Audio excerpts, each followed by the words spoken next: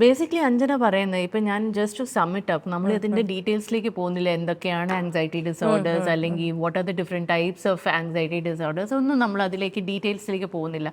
എന്നാൽ തന്നെ നമുക്ക് ഒരു ടെയിൽ സൈൻസ് എന്ന നിലയ്ക്ക് ഇപ്പം എനിക്ക് എൻ്റെ ഫാമിലി മെമ്പറിലോ അതോ എന്നിൽ ആങ്സൈറ്റി ഡിസോർഡേഴ്സ് ഉള്ളവർക്ക് ഇൻസൈറ്റ് കാണുമല്ലോ, ഒരു certain amount of self awareness കാണുമല്ലോ. അപ്പോൾ ഇതൊരു പ്രശ്നമാണ്, ഇതിന് ഞാൻ തെറപ്പി എടുക്കണം അല്ലെങ്കിൽ ഒരു സൈക്കാട്രിസ്റ്റിനെ പോയി കൺസൾട്ട് ചെയ്ത് മെഡിക്കേഷൻ എടുക്കണം, ഇതിലേക്ക് ഞാൻ പോകണമെന്ന് തോന്നേണ്ട points, tell symptoms that you observe in your patients? ആൻസൈറ്റീനെ ടൈപ്സ് കുറേ ടൈപ്സ് ഉണ്ട്. അതിപ്പോൾ ടൈപ്സ് ഏതാണെന്നുള്ളത് നേരത്തെ മനസ്സിലാക്കണം നിർബന്ധമൊന്നുമില്ല. പകരം ഈ പറഞ്ഞ പോലെ സിംറ്റംസ് ഒന്ന് അസസ് ചെയ്യാൻ, അതായത് നമുക്കുണ്ടാകുന്ന ചേഞ്ചസ് ഒന്ന് മനസ്സിലാക്കാൻ ശ്രമിച്ചാൽ മതി. ഒന്ന്, ആൻസൈറ്റി എപ്പോഴും ഞാൻ ഈ പറഞ്ഞ പോലെ നമ്മുടെ പ്രോബ്ലം സോൾവിങ് കപ്പാസിറ്റീനെ, പ്ലാനിങ്ങിനെ, ഇപ്പോൾ സിമ്പിളായിട്ട് ഞാൻ പറഞ്ഞു, എനിക്ക് ബാംഗ്ലൂർ പോകണം.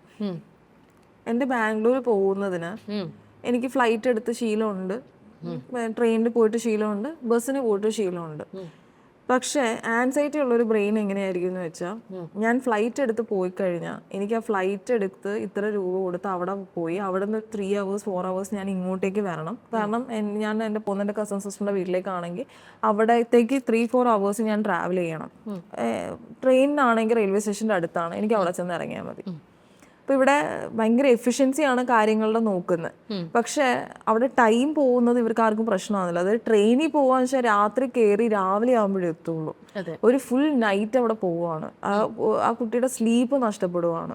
അപ്പോൾ ആ സ്ലീപ്പ് അഫോർഡബിൾ ആണെങ്കിൽ, ഇപ്പം ട്രെയിനും ഫ്ലൈറ്റും നമ്മളിപ്പോൾ വലിയ ഡിഫറൻസ് ഒന്നും ഉണ്ടാക്കുന്നില്ല എങ്കിൽ, ഇപ്പോൾ ആ കോസ്റ്റ് വൈസ് ഇപ്പോൾ ട്രെയിനിൽ പോയി കഴിഞ്ഞാൽ ഒറ്റ കാര്യം അവിടെ ആലോചിക്കുന്നുള്ളൂ, എനിക്ക് വീടിന്റെ ഫ്രണ്ടിലോട്ട് എത്താമെന്നുള്ളത്. ആ 3 to 4 hours ഞാൻ കളയാതിരിക്കാൻ വേണ്ടി ഞാൻ എൻ്റെ ഫുൾ നൈറ്റ് കളയുമോ. അപ്പം ബേസിക്കലി പറഞ്ഞാൽ എഫിഷ്യൻസി ആലോചിക്കുവാണ്. അവിടെ എൻ്റെ ടൈം പോകുന്നു എന്നുള്ളത് ഇമ്പോർട്ടൻ്റ് ആവുന്നില്ല. അതായത് ടൈം എത്ര ഇൻവെസ്റ്റഡ് ആവുന്നു എന്നുള്ളത് ആൻഷ്യസ് ബ്രെയിനിന് ഇമ്പോർട്ടൻ്റ് ആവില്ല.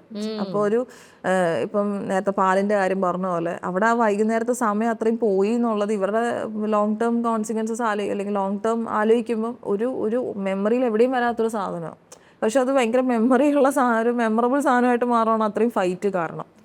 മനസ്സിലായി. അപ്പം ഒരാളുടെ ടൈം ഇൻവെസ്റ്റഡ് ആവുന്നത് ഒരു പരിധി കൂടുതലാണ്. ഇപ്പോൾ കാറ് വാങ്ങിക്കുന്നത്, അയാളെ സംബന്ധിച്ച് കാറ് വാങ്ങിക്കുക, ഭാര്യ പറഞ്ഞ പോലെ ഫിക്സഡ് എന്താണെന്ന് വെച്ചാൽ ലോണോ കാര്യങ്ങളോ ഈസിയാണ് അവർക്കൊരു കാർ എടുക്കുന്നതുകൊണ്ട്. ആ കാർ എടുക്കുക, അത് നോക്കുക, ചെയ്യുക എന്നുള്ളതാണ്.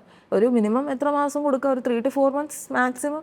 പക്ഷെ പുള്ളി 1.5 കൊല്ലം എടുത്തു, അഡ്വാൻസ് കൊടുത്തു. അപ്പം ആൻസൈറ്റി ഉള്ള ഒരാൾക്ക് ഒരു കാര്യം തീരുമാനം എടുക്കാൻ അവരെടുക്കുന്ന സമയം വളരെയധികമായിരിക്കും. അപ്പൊ ഈ സമയം പോകുമ്പോൾ വെച്ചാൽ ടൈമാണ് നല്ല ഇൻവെസ്റ്റ്മെന്റ്. ആ നല്ല രീതിയിൽ ടൈം ഇൻവെസ്റ്റ് ചെയ്യുമ്പോഴാണ് എനിക്ക് അതിൻ്റെതായ ഫലം കിട്ടുന്നുള്ളൂ. പക്ഷെ ടൈം ഇൻവെസ്റ്റഡ് ആവുന്നതിനെക്കാട്ടി ഇവർ പ്രയോറിറ്റൈസ് ചെയ്യുക നല്ല എഫിഷ്യൻ്റ് ആയിട്ടുള്ള പ്രൊഡക്ടിവിറ്റി സാധനങ്ങളായിരിക്കും. അതൊന്ന്. 2, ഇവർക്ക് വേഴ്സ് കേസ് സിനാരിയോസ് മനസ്സിൽ വരുന്നത് കൊണ്ട് തന്നെ ഇവർക്ക് കിട്ടേണ്ട പല കാര്യങ്ങളും കാണും. എന്ന് വെച്ചാൽ ഇവർ അച്ചീവ് ചെയ്യാൻ പറ്റുന്ന പല കാര്യങ്ങളും.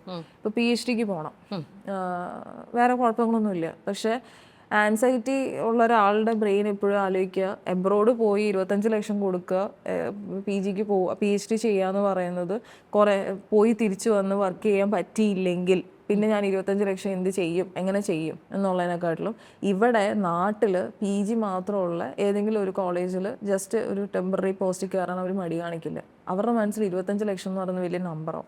അവർക്ക് എഗെയിൻ ലോങ് ടേം ആലോചിക്കില്ല. അപ്പോൾ ഇവർക്ക് അച്ചീവബിൾ ആവേണ്ട, ഇവരുടെ IQ ഫംഗ്ഷൻ വെച്ചിട്ട് ഇവരുടെ IQ ലെവൽ നോക്കിയിട്ട് ഇവർക്ക് അച്ചീവബിൾ ആവേണ്ട പല കാര്യങ്ങളും കാണും. പക്ഷെ അതൊക്കെ അവർ അവോയ്ഡ് ചെയ്യും. കാരണം അവിടെയൊക്കെ റിസ്കുകൾ മാത്രമേ കാണുന്നുള്ളൂ. അപ്പം മറ്റേ ബെനിഫിറ്റ്സിനെക്കാട്ടിയും കൂടുതൽ ഇവർ റിസ്ക് അനാലിസിസ് നടത്തുക. ആ റിസ്ക് അനാലിസിസ് നടത്തുമ്പോൾ ആൻസൈറ്റി ബ്രെയിനിന് എപ്പോഴും വേഴ്സ് കേസ് സിനാരിയോസ് റിയലിസ്റ്റിക് ആയിരിക്കും. അപ്പോൾ ഇവർക്ക് ഒരു പ്രായത്തിൽ അച്ചീവ് ചെയ്യാൻ പറ്റുന്ന പല കാര്യങ്ങളും പല സ്കിൽ സെറ്റുകളും ഇവർ അവോയ്ഡ് ചെയ്യും. ഇപ്പം ലുലു പോകണം, ട്രാഫിക് ഉണ്ട്, അവോയ്ഡ് ചെയ്യും. അവോയ്ഡൻസ് ഭയങ്കര എല്ലാവർക്കും ഉണ്ട് ഇപ്പോൾ ആ പ്രശ്നം. പക്ഷേ അവോയ്ഡൻസ് എന്ന് പറയുന്നത് ഒരു മേജർ ബിഹേവിയറൽ പാറ്റേൺ ആയിട്ട് മാറും. ഇപ്പോൾ അതായത് ഞാൻ ഒരു സിമുലേഷൻ ഉണ്ടാക്കി എൻ്റെ മനസ്സിൽ ഇന്നത്തെ ദിവസം എങ്ങനെ പോകണം എന്നുള്ളൊരു സിമുലേഷൻ ഉണ്ട്. ഇതിൽ നിന്ന് എക്സ്ട്രാ ഒരു സാധനം വന്നു, നീ ഇന്ന് പോയി സൂപ്പർ മാർക്കറ്റിൽ കുറച്ച് സാധനം മേടിക്കണം. എനിക്ക് പറ്റത്തില്ല, അതെങ്ങനെ ചെയ്യാനോ? കാരണം ഓൾറെഡി എൻ്റെ മനസ്സിൽ പ്ലാൻ ഇല്ല. പക്ഷെ എനിക്ക് വേണമെങ്കിൽ ചുമ്മാ പോയി ചെയ്യാം. എനിക്ക് 25 വയസ്സുള്ളത് പോയി ഫ്ലെക്സിബിലിറ്റി കുറവായിരിക്കും, റിജിഡ് ആയിരിക്കും. അൺസർട്ടനിറ്റീസ് എന്ന് പറയുന്നത് എഗെയിൻ ഒരു ത്രെഡ്ഫുൾ ആയിട്ട് മാത്രമേ ഞാൻ പെർസീവ് ചെയ്യത്തുള്ളൂ. എനിക്ക് അതായത് മൈന്യൂട്ട് ചേഞ്ചസിനോട് പോലും ഞാൻ ഒരു ഡേഞ്ചറസ് സിറ്റുവേഷൻസിൽ പെരുമാറുന്ന പോലെ പെരുമാറും. പകരം പ്ലസ് ഫിസിയോളജിക്കൽ സിംറ്റംസ് വേറെ ഉണ്ടാവും. എല്ലാവർക്കും ഫിസിയോളജിക്കൽ സിംറ്റംസ് ഉണ്ടാവണമെന്നില്ല. ആൻസൈറ്റി തന്നെ മൈൽഡ്, മോഡറേറ്റ്, സിവിയർ എന്നുള്ള രീതിയിൽ ഡയഗ്നോസ് ചെയ്യാം, മീൻസ് നമുക്ക് കാറ്റഗറൈസ് ചെയ്യാം.